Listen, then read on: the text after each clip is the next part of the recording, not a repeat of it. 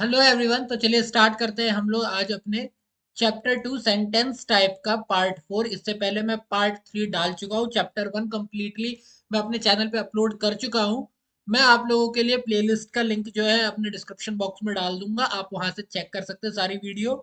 हम लोग जो कर रहे हैं वो हमारे पेपर 2 का जो बुक है, बिजनेस कॉरेस्पॉन्डेंस एंड रिपोर्टिंग, जिसे आप नॉर्मली इंग्लिश में कहते हैं, उसको पढ़ रहे हैं। और हमारा अभी चल रहा है चैप्टर 2। तो चलिए बिना किसी देरी के स्टार्ट करते हैं chapter.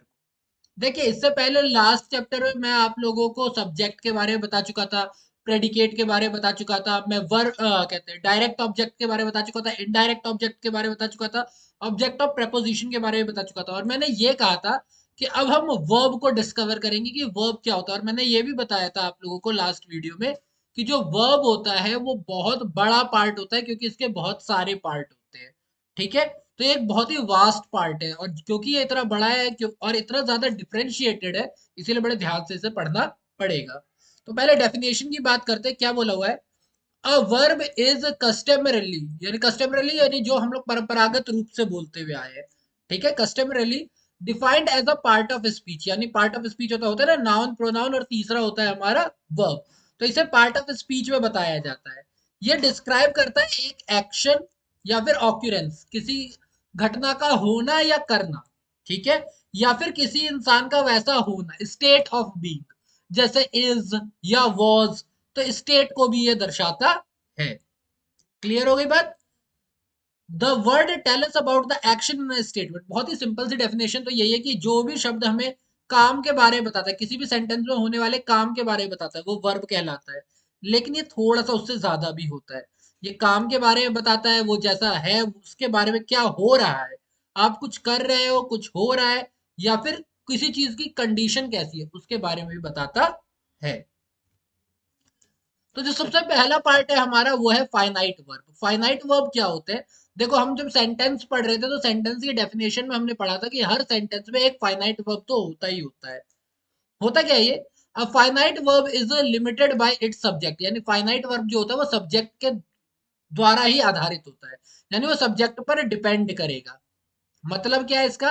It agrees with the subject in number and person, यानी कि सब्जेक्ट आपका सिंगुलर है या प्लूरल है, आपका फर्स्ट पर्सन है, सेकंड पर्सन है, या थर्ड पर्सन है, इस बात पर डिपेंड करेगा कि आप कौन सा वर्ब लगाओगे। ठीक है, और जो भी वर्ब इस चीज पर डिपेंड करते हैं वो हमारा फाइनाइट वर्ब कहलाते हैं। क्या बोला हुआ है? It also changes according to to the tense, यानी अगर सेंटेंस में टेंस चेंज हो रहा है तो उसके हिसाब से भी हमारे फाइनाइट वर्ब चेंज होते हैं। जैसा कि यहाँ एग्जाम्पल दे रखा है, पढ़ते हैं। She goes to the market, जबकि they go to the market. तो आपने क्या देखा कि जब हमारा सिंगुलर क्या है, नाउन है, तो हम क्या यूज कर रहे हैं? सिंगुलर वर्ब यूज कर रहे हैं। जब हमारा प्लूरल नाउन है यानी प्लूरल सब्जेक्ट है, तो हम लोग क्या कर रहे हैं? प्लूरल वर्ब यूज कर रहे हैं। तो ये जो चीज है कि भाई सिंगुलर के हिसाब से सिंगुलर ही लगेगा, प्लूरल के हिसाब से प्लूरल ही लगेगा, ये हमारा क्या कहलाता है? ये कहलाता है हमारा फाइनाइट वर्ब। एक और सिंपल सी बात कर लेते हैं, जैसे कि अगर प्रेजेंट होता तो कैट, नहीं, डॉग करता हूँ, बार्क्स तो डॉग होता है ना, डॉग बार्क्स। लेकिन अगर हमारा पास्ट होगा तो क्या होगा? डॉग बार्क्ड। तो ये वर्ब क्या है? टेंस के हिसाब से भी चेंज हुए, तो यहाँ पर क्या हो गया? इसका मतलब ये फाइनाइट वर्ब है। क्लियर? तो जो किसके हिसाब से चेंज हो? नंबर के हिसाब से, पर्सन के हिसाब से, टेंस के हिसाब से। एंड आई रियली होप, क्योंकि आप लोग 12th पास है तो आप लोगों को सिंगुलर, प्लूरल और first person, second person, third person क्या होते हैं वो पता होगा। लेकिन अगर फिर भी किसी को डाउट है, मुझे कमेंट बॉक्स में करके बता देना, मैं एक सेपरेट वीडियो बना दूंगा। फाइनाइट होगा तो फिर कुछ ना कुछ तो नॉन फाइनाइट भी होगा। नॉन फाइनाइट क्या होता है?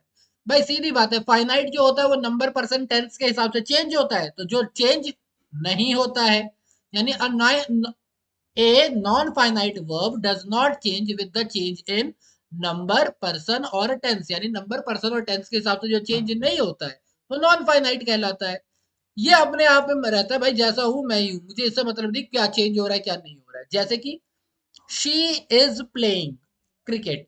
अब ये जो वर्ड है प्लेइंग, आप यहाँ पर कुछ भी लगा लो, यहाँ पर पर्सन चेंज कर लो, सिंगुलर प्लूरल कर लो, फर्स्ट पर्सन सेकंड पर्सन कर लो, यहाँ पे आप प्रेजेंट कर लो, पास्ट कर लो, कोई फर्क नहीं पड़ता, प्लेइंग का प्लेइंग ही रहेगा।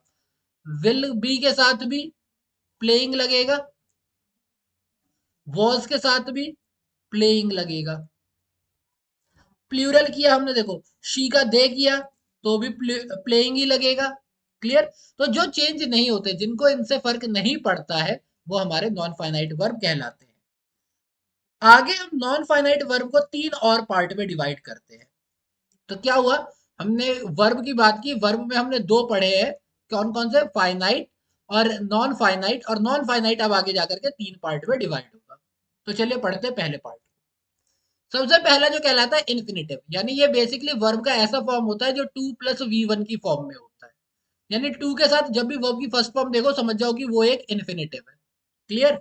It is a form of verb used usually, sorry, it is a form of verb used generally like a noun, यानी इसे हम नाउन के तौर पर यूज करते हैं। It usually used to as suffix, यानी इसमें टू जो है लगा हुआ ही होता है। It follows the basic pattern of verb plus two verb, यानी आगे एक वर्ब दे रखा होगा, फिर उसके साथ टू दे रखा होगा, फिर एक वर्ब दे रखा होगा। जैसे इट इज टू बर्थ, देखो इज हेल्पिंग वर्ब है ना, तो वर्ब तो हुआ ही, और टू के साथ वर्ब की फर्स्ट फॉर्म, यानी वर्ब टू वर्ब, इसी पैटर्न में दे रखा है। जैसे ये दे रखा है, I wish to go, I deserve to win, Sunita loves to dance. Clear. तो ये हमारे क्या होते हैं, ये होते हैं हमारे इन्फिनेटिव्स। यहाँ पर मैंने कुछ वर्ड्स दिए हुए हैं आपके लिए, इनको एक बार आप लोग पढ़ लोगे। ये सारे के सारे वही वर्ड है जो नॉर्मली टू के साथ लगते हैं, ये विदाउट टू यूज नहीं किए जाते। I would like to, I wish you to, I want to, wait to, he is here to volunteer. ठीक है, इस तरह की। जो सेकंड पार्ट होता है हमारा, वो होता है पास्ट पार्टिसिपल। देखो अगर आप लोगों ने वर्ब की फर्स्ट फॉर्म, सेकंड फॉर्म और थर्ड फॉर्म पढ़ी हुई है, तो आपको पता है कि इसको हम लोग पास्ट पार्टिसिपल कहते हैं। ठीक है। और ये नॉर्मल, ठीक है, ये सारे के दोनों हमारे क्या हो जाते हैं, पार्टिसिपल्स कहलाते हैं। तो क्या बोला हुआ है, a participle is that form of verb which has a nature of both verb and an adjective, यानी जो वर्ब की तरह भी काम करे और जो एडजेक्टिव की तरह भी काम करे, वो हमारा क्या कहलाता है, पार्टिसिपल। क्लियर।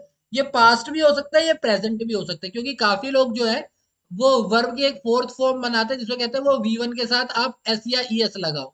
ठीक है, और इसको भी एक फॉर्म ऑफ वर्ब बताते हैं। बहुत सारे इंग्लिश टीचर है जो, मैंने सॉरी इंग्लिश टीचर नहीं, बहुत सारे इंग्लिश के टीचर है। देखो मैं ये बता दूं, यहाँ पर मैं क्यों रोका है मैंने अपने आप को, मैं बता दूं। बहुत सारे बच्चे बोलते हैं इंग्लिश टीचर। ठीक है, मैं इस चीज को स्पेसिफाई कर दूं। इंग्लिश टीचर का मतलब हुआ वो इंसान इंग्लैंड से है, क्योंकि जो इंग्लैंड के लोग होते हैं उन्हें हम लोग इंग्लिश पीपल बोलते हैं। तो हम टीचर ऑफ इंग्लिश बोलेंगे, इंग्लिश टीचर नहीं बोलेंगे, अनलेस अनटिल वो इंग्लैंड से ना हो। क्लियर। तो इसीलिए मैं इंग्लिश टीचर पे रुक गया, इंग्लिश के टीचर बोल रहा हूँ। तो बहुत सारे यूट्यूब पे मैंने देखे हैं वीडियो, जिसमें वो इंग्लिश के जो टीचर्स होते हैं, वो बोलते हैं कि भैया वर्ब की एक फोर्थ फॉर्म भी होती है जो इस तरह की होती है, ये बनाई हुई है। फॉर्म फॉर्म तो तीन ही है, बाकी हमारे यहाँ बना दी गई है कि भैया फोर्थ फॉर्म भी है, फिफ्थ फॉर्म भी है, फिफ्थ फॉर्म को आईएनजी फॉर्म कहते हैं और इसको एस या ई एस फॉर्म कहते हैं। ऐसा कुछ है नहीं इंग्लिश में, बट बना दिया है। ठीक है, तो ऐसा कंफ्यूज होने की जरूरत नहीं है। जैसे क्या बोला हुआ है, he sat on a broken chair, तो ये देख रहे हो वर्ब की सेकंड फॉर्म में ये broken, he sat on a, set भी क्या है हमारा, वर्ब की सेकंड फॉर्म है। ठीक है, तो ये जो हमारे होते हैं ये क्या कहलाता है, we met a girl carrying a bag of fruit. तो यहाँ पर क्या है, ये जो कैरिंग वर्ड है, we met a girl carrying, ये जो कैरिंग वर्ड है ये उठाने के लिए भी है, कि वो वर्ब भी है एक, और साथ साथ ये उस लड़की की खासियत भी है। तो जो क्या करता है, वर्ब भी बने और एडजेक्टिव भी बने, वो हमारा क्या कहलाता है, participle. We saw someone, saw तो हमारा वर्ब हो गया, लेकिन लुकिंग, हमने किसको देखा, जो देख रहा था। ठीक है, क्लियर हो गई बात। आई होप आपको ये समझ में आ गया होगा। नेक्स्ट जो है हमारा वो आता है जी रेंट। जी रेंट कुछ नहीं है, ये वी वन के साथ आईएनजी फॉर्म है, और इसको एज अ सब्जेक्ट या फिर एज अ ऑब्जेक्ट आप यूज कर सकते हो। तो जब भी वर्ब की फर्स्ट फॉर्म के साथ आईएनजी लगा हो और उसे एज अ सब्जेक्ट या ऑब्जेक्ट यूज कर रहे हो, तो वो हमारा क्या कहलाता है, जीरेंड कहलाता है। जैसा कि दे रखा है, a gerund is that form of verb which ends in ING, यानी कि जैसे डांस, एक मिनट, आगे, जैसे डांसिंग,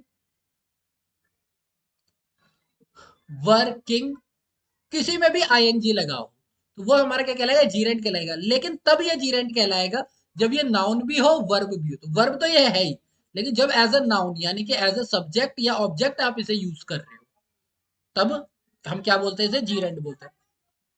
जैसे playing cricket is not allowed here, तो यहाँ पे जो मेरा वर्ब है वो अलाउड है, लेकिन ये जो प्लेइंग वर्ड है ये एज अ सब्जेक्ट वर्क कर रहा है मेरे लिए। प्लेइंग क्रिकेट, क्रिकेट खेलना यहाँ अलाउड नहीं है, तो वर्ब तो मेरा अलाउड है, ये वाला जो है ये मेरा वर्ब नहीं है, ये हमारा क्या है, सब्जेक्ट है इस सेंटेंस में। आई लाइक, तो लाइक तो मेरा वर्ब हो गया, रीडिंग क्या है, मेरा ऑब्जेक्ट है।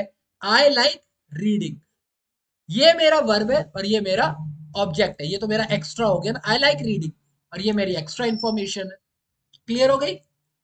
She went there to learn dancing, तो वेंट मेरा क्या है, वर्ब है, और ये जो है टू लर्न क्या है मेरा, ये इन्फिनेटिव है, और ये जो डांसिंग है ये मेरा क्या है, जी रेंड है। तो जब भी हम वर्ब की फर्स्ट फॉर्म आईएनजी फॉर्म को, वी वन आईएनजी फॉर्म को एज अ सब्जेक्ट या एज एन ऑब्जेक्ट यूज करते हैं, तो वो हमारा क्या कहलाता है, जी रेंड। नेक्स्ट हम लोग बात करते हैं ऑक्सिलरी वर्ब। देखो नाम ही है बस हेल्पिंग वर्ब को ही ऑक्सिलरी वर्ब कहते हैं। These are helping verb. The form of verb be, have और डू। आपको पता है ना, बी का is am are was were होता है, हैव का हैज हैव हैड होता है, डू का डू डज डिड होता है। तो जब इनको हम लोग ऑर्डिनरी वर्ब की तरह यूज करते हैं, मतलब सॉरी, ऑर्डिनरी वर्ब के साथ यूज करते हैं, यानी हेल्पिंग वर्ब प्लस वर्ब, तो ये हो गया ऑर्डिनरी वर्ब, ये हो गया हेल्पिंग वर्ब, इनके साथ यूज करते हैं ताकि tense, passive form, question, negative, ये सारी चीजें बनाई जाए। तो इनको हम लोग क्या बोलते हैं, ऑक्सिलरी वर्ब या हेल्पिंग वर्ब। जैसे ही इज, तो यहाँ पर इज क्या है हमारा, helping verb. The gate was, ये क्या है हमारा, हेल्पिंग वर्ब। तो ऑक्सिलरी वर्ब हेल्पिंग वर्ब ही होते हैं। Is, am, are, was, were, have, had, will be, shall be, will, shall, will have, has had, do, does, did, will have, shall have, ये सारे के सारे हमारे क्या है, ऑक्सिलरी वर्ब। फिर आता है हमारा मॉडल्स। देखो बहुत सारे बच्चे बोलेंगे कि कैन, कुड, मे, माइट, ये जो चीजें होती है ये भी तो लगती हैं। हाँ, तो इन्हीं को हम लोग मॉडल्स बोलते हैं। ये भी बेसिकली, और ये भी हमेशा ऑर्डिनरी वर्ब से पहले ही लगते हैं, यानी अगर आप सेंटेंस बनाओगे तो मॉडल्स और उसके बाद वर्ब लगता है। जैसे he can go there, he can go there, I will teach you the lesson. ठीक है, तो यहाँ पर जो विल है ये हेल्पिंग वर्ब नहीं है, ये मॉडल है। क्यों? क्योंकि इसकी एक खास बात है, ये ऑर्डिनरी वर्ब से पहले तो लगते ही लगते हैं। ये एक्सप्रेस करते हैं मीनिंग, यानी कि परमिशन, आप किसी को परमिशन दे रहे हो, पॉसिबिलिटी बता रहे हो, सर्टेनिटी बता रहे हो। ठीक है, तो इन चीजों के बारे में ये आपको बताते हैं। क्लियर हो गई बात, कि अगर कुछ डिफरेंट हो, जहां पे नेसेसिटी हो, चौथा जो वर्ड होगा वो नेसेसिटी होगा, जो यहाँ पर हटा हुआ है, नेसेसिटी, कि भाई ये करना ही करना पड़ेगा, I have to do it, मुझे ये करना ही पड़ेगा, तो वैसी चीज है। ठीक है, यू शुड गो, तुम्हें जाना ही होगा, तुम्हें जाना चाहिए, तो वो क्या है, परमिशन, पॉसिबिलिटी। तो जब ऐसी चीजें आ जाती है तो ये हमारा मॉडल्स कहलाते हैं। ठीक है, ये भी हेल्पिंग वर्ब की तरह ही वर्क करते हैं, लेकिन ये इन चीजों को शो करते हैं सेंटेंस में, परमिशन, पॉसिबिलिटी, सर्टेनिटी। ये कुछ एग्जांपल्स दे रखे हैं, जैसे I can drive a car, ये एबिलिटी को दिखा रहा है। We should obey the laws, ये परमिशन कहते हैं, ऑब्लिगेशन को दिखा रहा है। यू मे कम इन, ये परमिशन को दिखा रहा है। इस टाइप से हमारे मॉडल।